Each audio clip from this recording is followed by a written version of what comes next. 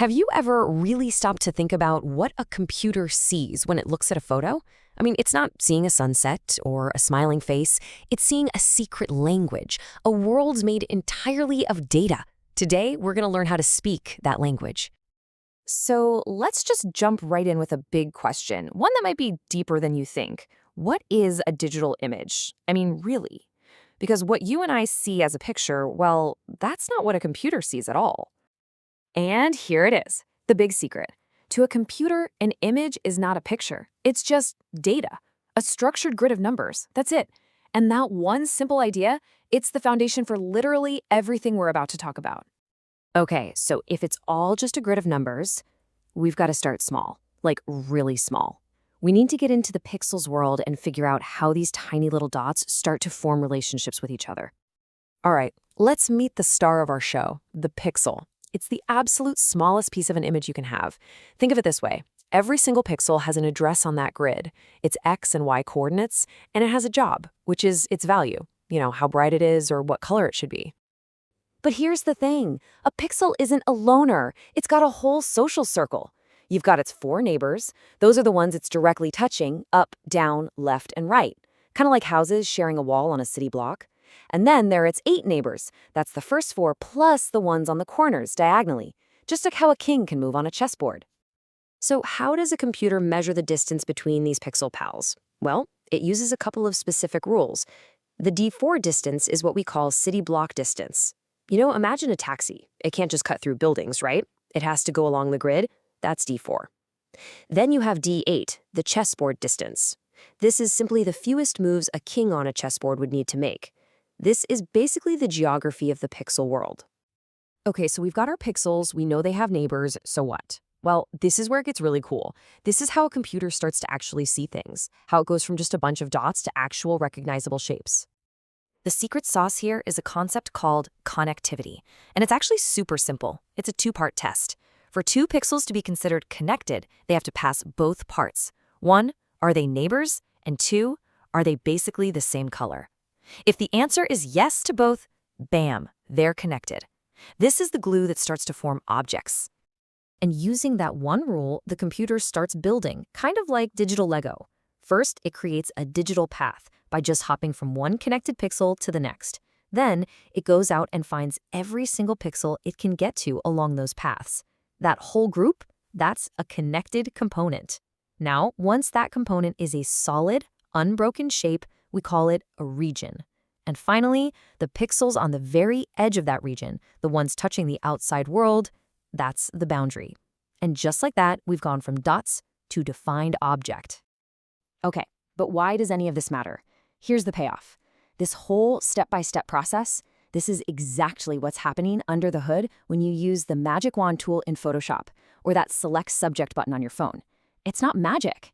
It's just the computer looking for a connected region of pixels that are all kind of the same color.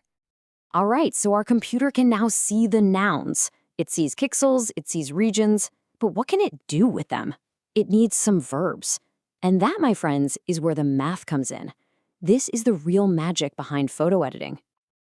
Literally, every single thing you do to an image, from making it brighter to running some crazy filter, is just a math operation at its core. And they all basically fit into 2 big buckets, linear and nonlinear. So what's the difference? It all comes down to one word, predictability. A linear operation is, well, it's predictable. The result of the whole is just the sum of the results of its parts. Straightforward. But nonlinear? Whoa. Those are context dependent. They break the simple rules, and the results can be really surprising. And that's actually what makes them so powerful. Okay, so we have our building blocks, the pixels and regions. And we have our rulebook, the math operations.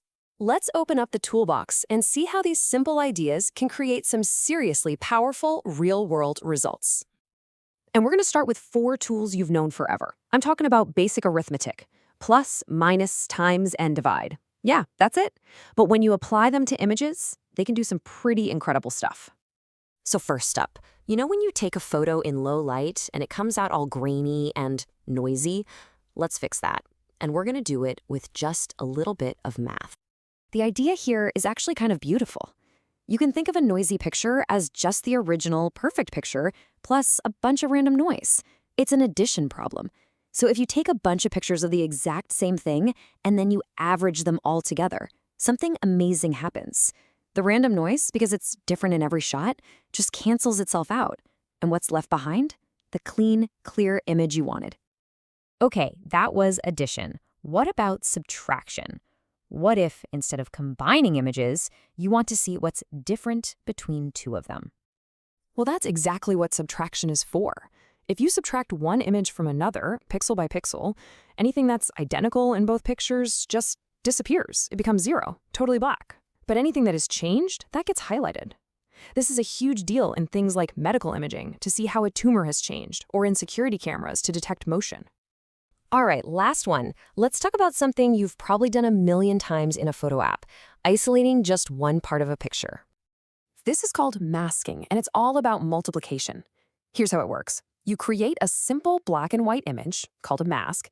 The part you want to keep, your region of interest, you make white, and white pixels have a value of 1. Everything else you make black, and black pixels have a value of 0. Now, when you multiply your original photo by this mask, well, anything times 1 stays the same, but anything times 0 becomes 0. It just disappears. You've perfectly cut out the exact piece you wanted.